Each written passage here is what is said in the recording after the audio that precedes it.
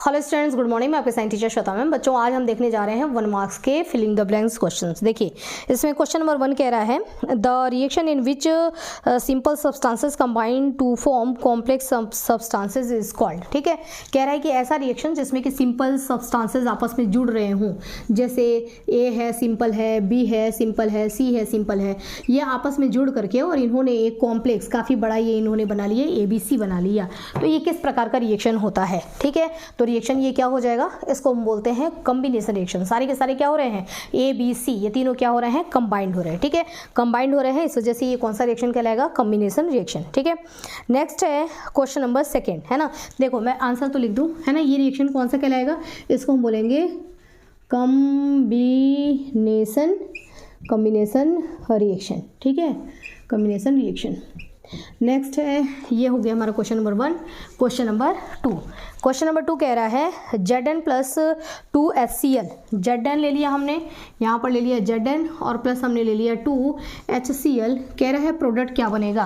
Product के लिए हमारे पास 2 जगह ये छोड़ रखा है। तो सबसे पहली बात कि ये क्या है, मेटल है और ये क्या है, एसिड है।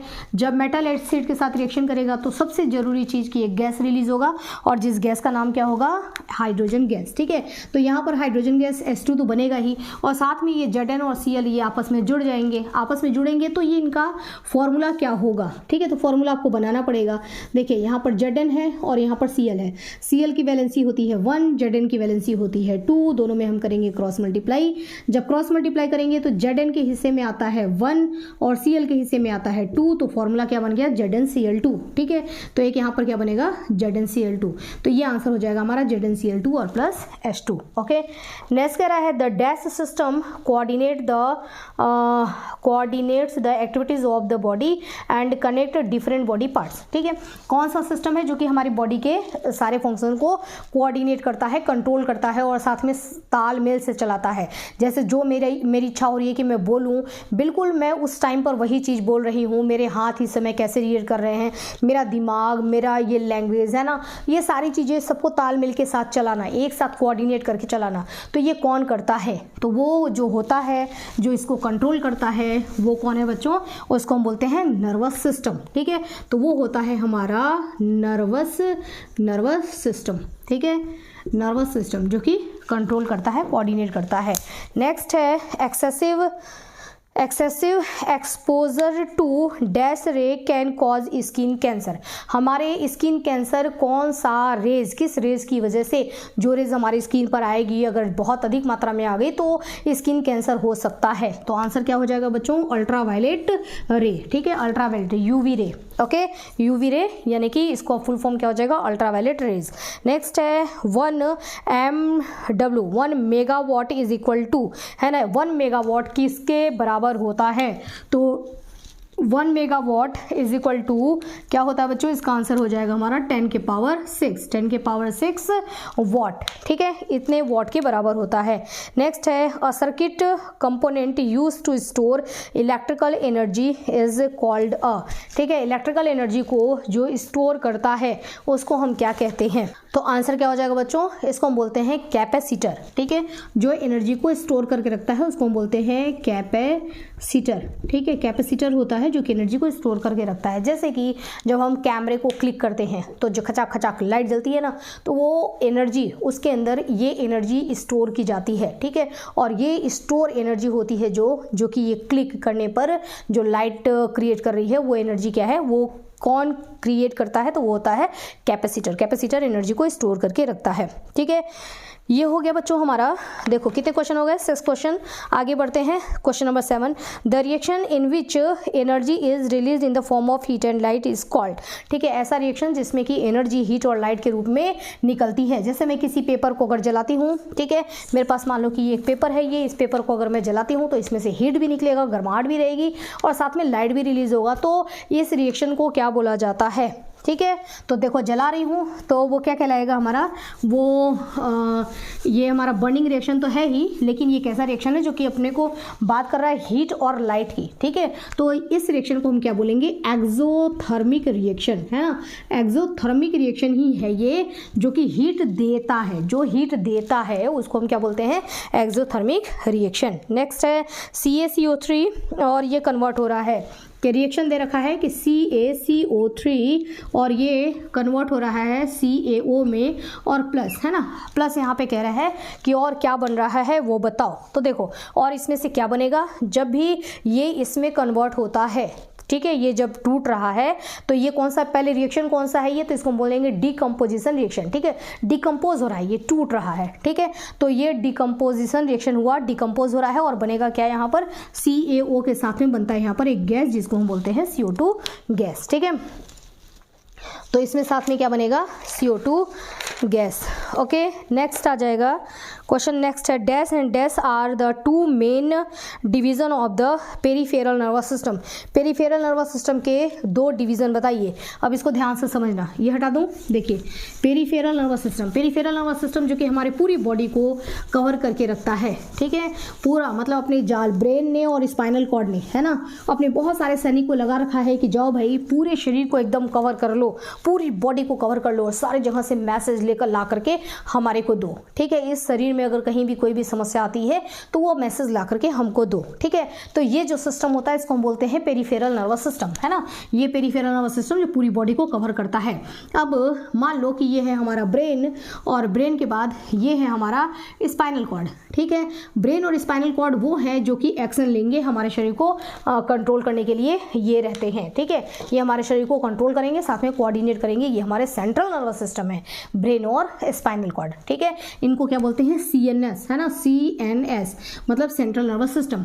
अब ब्रेन ने बहुत सारे यहाँ पर फैला रखे हैं, ठीक है, यहाँ पर ये इसने बहुत सारे अपने सैनिक फैला रखे हैं कि भाई मैं अकेले, तुम लोग वहाँ से मैसेज ला करके मुझे दो और फिर मैं एक्शन लूँगा कि मुझे क्या करना चाहिए। उसी तरीके से हमारे स्पाइनल कॉर्ड ने भी बहुत सारे सैनिक फैला रखे हैं कि भाई मैसेज छूटना नहीं चाहिए, है ना, मैसेज ला करके दो ताकि जो है उसके हिसाब से एक्शन लिया जा सके।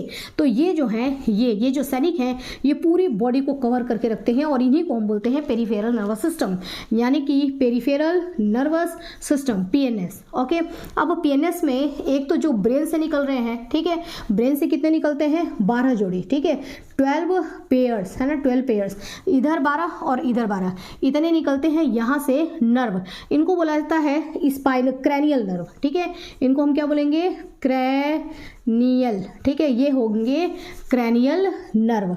तो क्रैनियल नर्व ये सैनिक हैं जो कि हमारे ब्रेन से निकल रहे हैं, ठीक है, ये हमारे ब्रेन से जो निकल रहे हैं ना वो क्रैनियल नर्व है। जो हमारे स्पाइनल कॉर्ड से निकल रहे हैं इनको बोला जाता है स्पाइनल नर्व, ठीक है, स्पाइनल नर्व, ठीक है। तो ये स्पाइनल नर्व है, ये निकलते हैं कहाँ से, स्पाइनल कॉर्ड से, और इनकी संख्या कितनी होती है, 31 पेयर, है ना, 31 पेयर ये होते हैं, इतनी जोड़े में होते हैं।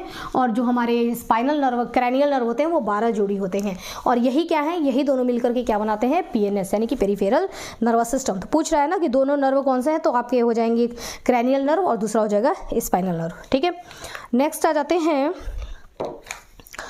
नेक्स्ट क्वेश्चन हमारा है, देखो, the depression of the ozone layer increase the exposure to dash radiation. अगर हमारे, अब इसको हटा रहे हैं बच्चों, है ना, ये साफ कर दो। देखिए कह रहा है कि जो हमारा ओजोन लेयर है, ठीक है, उस ओजोन लेयर में डिप्रेशन हो रहा है, यानी कि वो धीरे धीरे क्या होता जा रहा है, पतला होता जा रहा है, पतला होता जा रहा है, इसीलिए उसको हम बोलते हैं कि ओजोन, इसको बोला जाता है कि ओजोन होल, ठीक है। अब मान लो कि ये हमारा क्या है, अर्थ है, ठीक है, इस अर्थ को प्रोटेक्ट कर रहा था पहले कौन, ये हमारा ओजोन लेयर, है ना। इसके चारों तरफ ये ओजोन लेयर है जो कि हमको दिखाई तो नहीं देता है, बट सन से आने वाली जो हमारे अल्ट्रावायलेट रेडिएशन है या स्पेस से और भी जो हमारे कॉस्मिक रेज आते हैं उनसे यहाँ धरती पर जो भी रह रहे हैं उनको क्या करते हैं, वो प्रोटेक्ट करते हैं, ठीक है। यहाँ से जो रेज आता है वो छन करके आता है, लेकिन ये जो ओजोन लेयर है ना ये पहले बहुत मोटा था, काफ़ी मोटा था, तो इसमें फिल्टर आसानी से हो जा रहा था। अब धीरे धीरे हमारी कमी की वजह से, फ्रेऑन गैस की वजह से, जो हम लोग क्लोरोफ्लोरोकार्बन गैस इस्तेमाल करते हैं उसकी वजह से वो जाकर के इस ओजोन के साथ, ओजोन का फॉर्मूला होता है O3, इस O3 के साथ वो रिएक्ट करने लगा और रिएक्ट करके इस लेयर को धीरे धीरे हटाने लगा। तो लेयर धीरे धीरे पतली होती जा रही है, पतली होती जा रही है ना। अब इतना पतला लेयर है ना, तो ये सारे को ढंग से छान नहीं पाता है, मतलब फिल्ट्रेशन प्रॉपर नहीं हो पा रहा है। इसी को हम कहते हैं डिप्लेशन हो रहा है, ठीक है। मतलब लेयर क्या होती जा रही है, धीरे धीरे पतली होती जा रही है। अब यहाँ पर लेयर बहुत पतली हो गई तो इसको हम बोलेंगे कि भाई एक तरीके से तो ये छेद ही हो गया ओजोन में, तो इसको ओजोन होल बोला जाता है। अब यहाँ से क्या होगा कि अल्ट्रावायलेट रे है ना, यूवी आराम से हमारे अर्थ पर आ सकती है। तो कह रहा है कि कौन सा रेडिएशन आ जाएगा, तो अल्ट्रावायलेट रेडिएशन। अगला क्वेश्चन क्या कह रहा है, a state conductor carrying electric current produces और डैश अराउंड इट। एक स्टेट कंडक्टर है, इसको हटा रही हूँ बच्चों। क्वेश्चन कह रहा है अ स्टेट कंडक्टर, ठीक है। तो एक कंडक्टर है जो कि स्टेट कंडक्टर है, ये देखो ये रहा स्टेट कंडक्टर। इसमें अगर करंट हम प्रोड्यूस करेंगे तो इसके चारों तरफ ये क्या बनाता है, तो हमने चैप्टर पढ़ा है ना magnetic effect of electric current. मतलब अगर करंट रहेगा किसी, अगर ये कंडक्टिंग, अगर हमारा करंट कैरिंग कंडक्टर है जिसमें करंट आ सकता है, तो इसके चारों, अगर आप इसमें करंट देंगे, इसको अटैच कर दिया आपने ऐसे, इसको सेल या बैटरी से आपने इसको अटैच कर दिया, तो इसमें करंट फ्लो होना स्टार्ट हो जाएगा। जब इसमें करंट जाएगा पॉजिटिव टू नेगेटिव, जब इसमें करंट फ्लो होगा तो इसके अंदर जब करंट आ रहा है, देखो ये करंट इसके अंदर आ रहा है, तो इसके चारों तरफ क्या बन जाएगा, एक मैग्नेटिक फील्ड है ना। ये एक मैग्नेटिक फील्ड, मतलब एक ये मैग्नेट की जैसा बिहेवियर करने लगता है, मैग्नेट के जैसा, जिसके बारे में हमको किसने बताया था, ऑस्टेड ने बताया था, ठीक है। तो ये मैग्नेटिक फील्ड एक मैग्नेट की जैसा बिहेवियर करने लगता है। जैसे करंट ऑफ कर देंगे तो इसका मैग्नेट का जो बिहेवियर है वो स्टॉप हो जाएगा, ठीक है। अब ये मैग्नेट जैसा बिहेव नहीं करेगा, लेकिन जैसे ही आपने करंट ऑन कर दिया तो वापस ये मैग्नेट जैसा बिहेव करने लगता है। तो जब मैग्नेट जैसा बिहेव करेगा तो मैग्नेट के चारों तरफ पाया जाता है मैग्नेटिक फील्ड, है ना। तो अगर ये मैग्नेट की तरह जब बिहेव करेगा तो इसके चारों तरफ भी क्या बनेगा, मैग्नेटिक फील्ड, ठीक है। तो ये अपने चारों तरफ क्या प्रोड्यूस करेगा, तो हम कहेंगे अपने चारों तरफ ये मैग्नेटिक फील्ड प्रोड्यूस करेगा। ओके बच्चों, तो ये हो गए हमारे फिलिंग द ब्लैंक्स, ठीक है। आगे फिर इसको कंटिन्यू करेंगे बच्चों, 1 मार्क्स के क्वेश्चंस में लाती रहूंगी और इसका पूरा एक्सप्लेनेशन ला रही हूँ। एक तरीके से समझ लो कि पूरा साइंस रिवीजन हो रहा है, तो बच्चों जरूर वॉच करिए, ठीक है। तो मिलते हैं नेक्स्ट वीडियो में, तब तक के लिए स्टडी करते रहिए। Okay, have nice day.